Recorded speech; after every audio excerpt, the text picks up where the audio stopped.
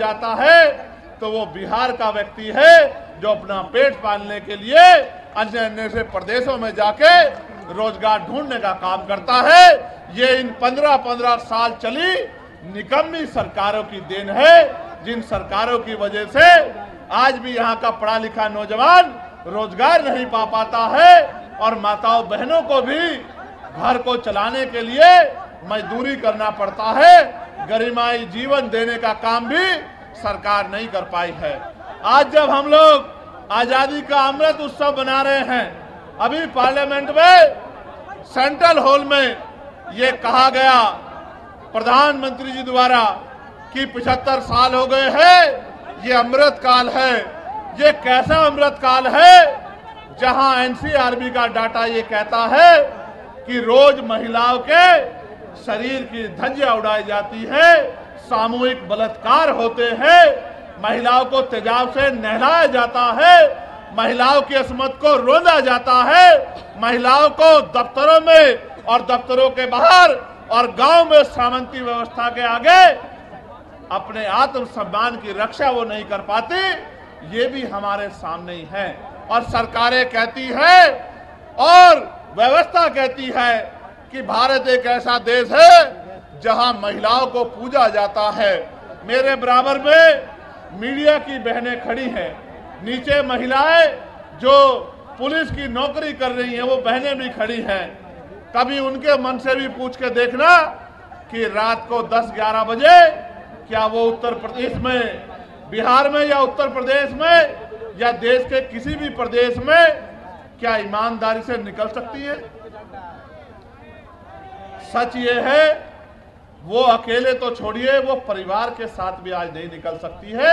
ऐसी ऐसी घटनाएं सामने आती है कि हृदय कांप जाता है और कुर्सी में बैठे नेता और उनके चाटुकार अधिकारी ऐसी ऐसी घटनाओं पे आंखें बंद कर लेते हैं। जब मैं बिहार के साथियों से बात करता हूं तो पता लगता है 13 साल की बच्ची का रेप हुआ, 12 साल की बच्ची का रेप हुआ, 15 साल की बच्ची गायब हो गई, 2 सगी बहनें गायब हो गई, कहीं मार के 2 बहनों को लटका दिया गया। तो ऐसा महसूस होता है कि इस देश में गरीबों का, और गरीबों में भी दलित पिछड़े आदिवासियों का, उनकी बच्चियों की इज्जत का कोई मोल नहीं है। यहाँ इस देश में कुत्ते, बिल्ली, बकरी, गाय, गधे, घोड़े की भी इज्जत है, उनका भी सम्मान है, लेकिन इंसानों का सम्मान नहीं है।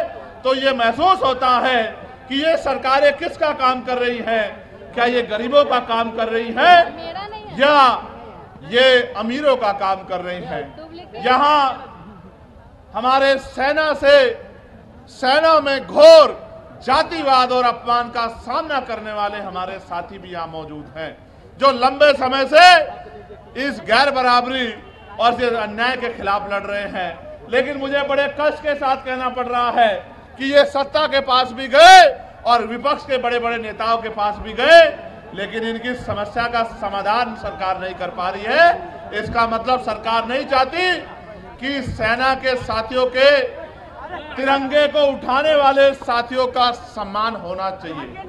सम्मानित साथियों, मैं किस किस की पीड़ा आपके सामने रखूं?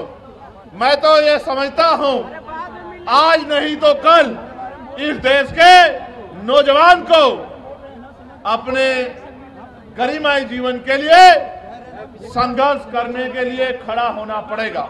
और जब तक इस देश का नौजवान और इस देश में भी बिहार का नौजवान अपने पैरों पे खड़ा होके इस जुल्म, जाति, गरीबी, बेबसी, लाचारी की बेड़ियों को काटने का काम नहीं करेगा, तब तक इन सत्ता में बैठे फर्जी मसीहाओं के जरिए आपकी जिंदगी बदलने वाली नहीं।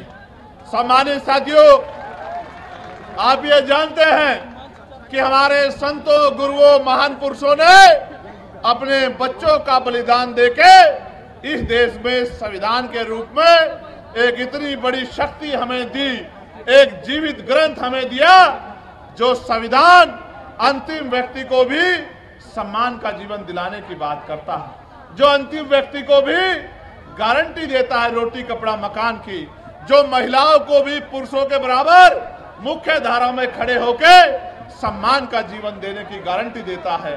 लेकिन सम्मानित साथियों, आज जब हम आकलन करते हैं, चिंतन करते हैं, तो हमें ये महसूस होता है कि देश संविधान से नहीं चल रहा है।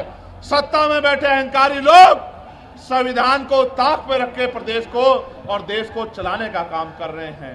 नौजवान परेशान है, किसान परेशान है, सेना का जवान परेशान है, होमगार्ड के भाई परेशान है, चौकीदार परेशान है, महिलाएं परेशान है, ममता बहनें परेशान है।